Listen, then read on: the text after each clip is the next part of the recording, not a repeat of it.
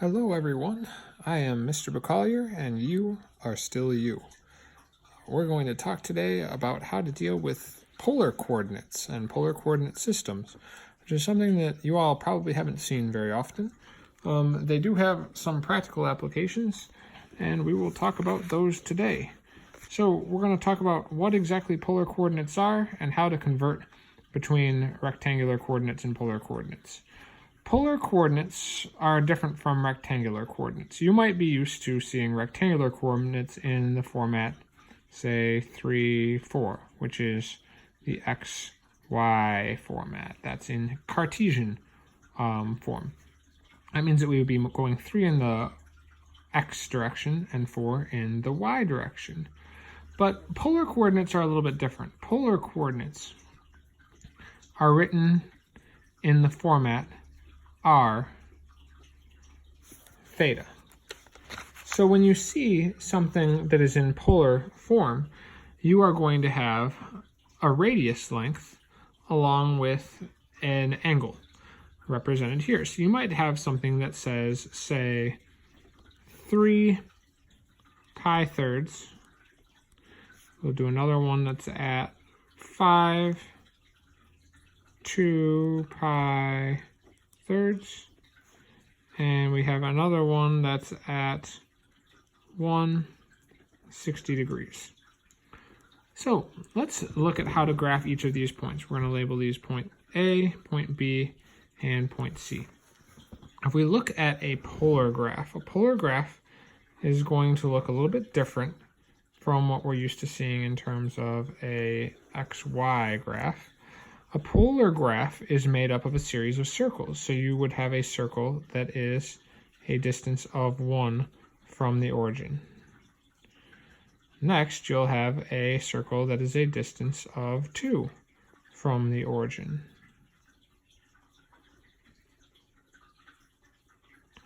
And 3, and 4, and 5. And so your polar graph is actually made up of a bunch of circles repeating themselves over and over and over again as they get further and further and further from the origin.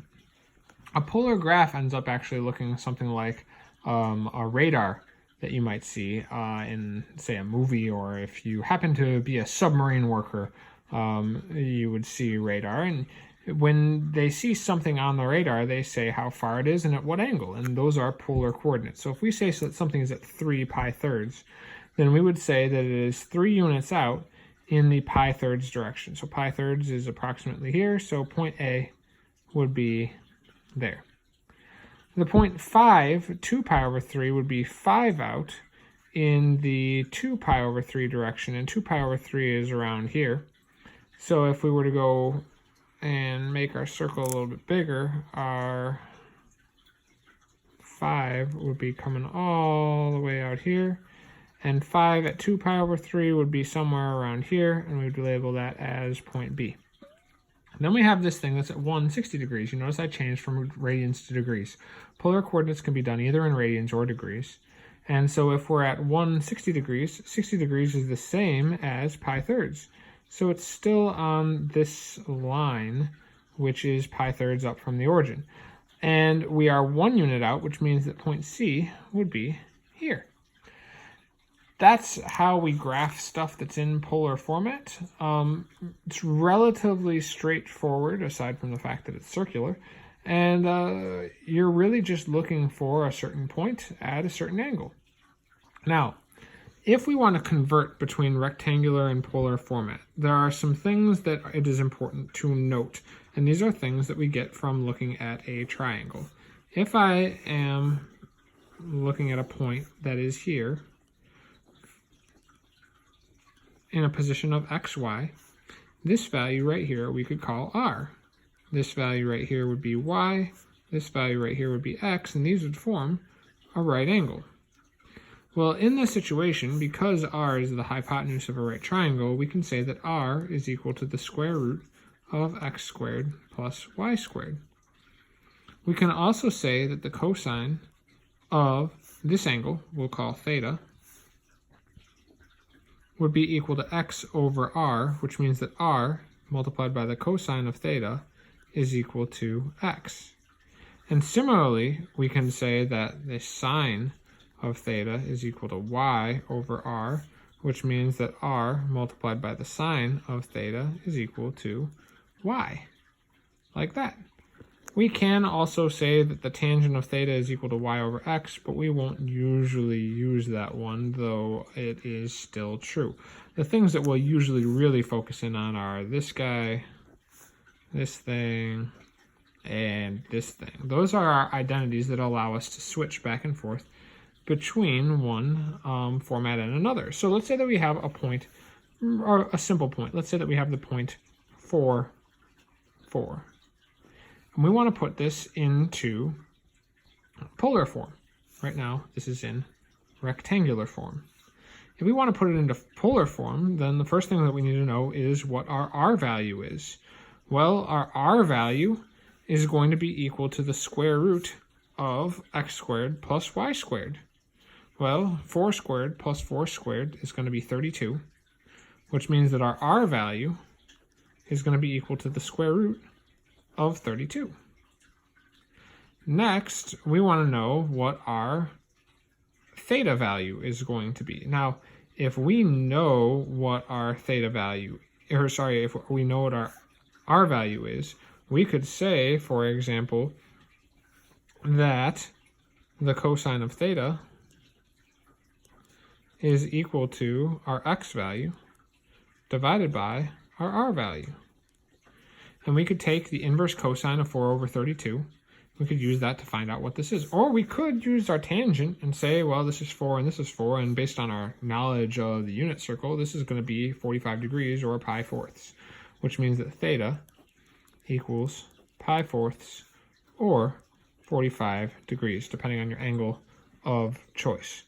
That allows us to switch from rectangular form to polar form, but we can go in the opposite direction also.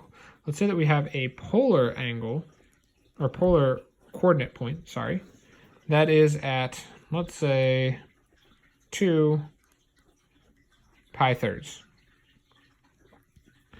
This is my r value, and this is my theta value. Well, I know to get my x value, that's going to be equal to r multiplied by the cosine of pi thirds, and my y value is equal to r multiplied by the sine of, not theta, pi over 3, just like I intended to write it. We know from our unit circle that the cosine of pi thirds is 1/2, so 2 times 1/2 is going to be 2 over 2, which just equals 1. And the sine of pi over 3 is going to be equal to the square root of 3 over 2. So 2 multiplied by the square root of 3 over 2 is going to be equal to the square root of 3. What this means is that if we were to plot a point that was at 2 pi thirds, going back up to my little diagram, it would be approximately here. In terms of a rectangular plane, that would be 1 to the right, which looks about right, and the square root of 3 up, which also looks about right. The square root of 3 is right around there. It's around 1.7. And so we have values that make sense. This is our xy coordinate set. And so we are at the point 1, the square root of 3. And that is our rectangular format. Last thing I'm going to do is talk about how to switch equations from polar to rectangular or from rectangular to polar. First, I'm going to give you a rectangular equation. I'm going to give you the equation x squared plus y squared is equal to 49. Now, we can do some various tricks with this, but one thing that you might look at back from this thing is that we know that the square root of x squared plus y squared is equal to r. And our goal in this is to get rid of x's and y's and make it just be r's and thetas. Well, if the square root of x squared plus y squared is equal to r, then if I wanted to put a square root into this thing, I'm getting blurry there.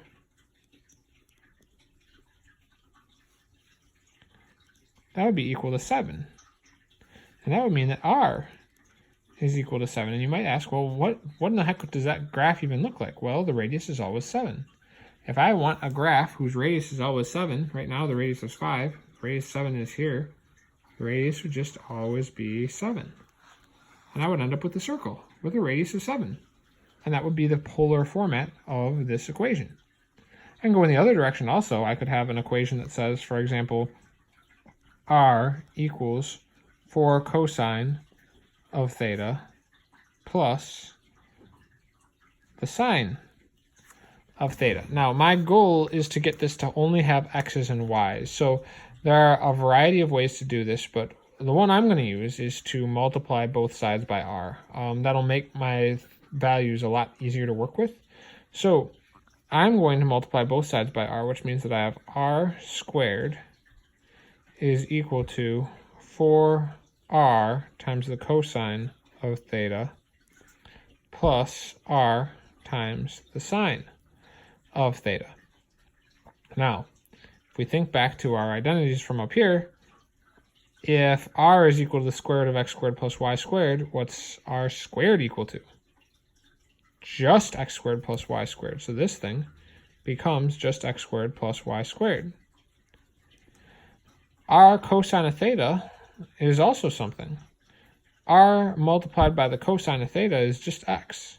So this becomes 4x. R times the sine of theta is just y, which means that this becomes plus y. So I could put this all equal to 0, and I could say that 0 equals negative x squared minus y squared plus 4x plus y, or I could rearrange it in a variety of different ways. But regardless, my final equation has only x's and y's in it, and it does not have any r's or thetas in it, which was my goal. Hopefully that was helpful, and it gives people a little bit of an idea of how polar coordinates work. You've got some problems to work through, and I'll be getting back with you guys to give you some help with any issues you might have with those. Hope everybody's staying well, and I will talk to you again soon. Bye!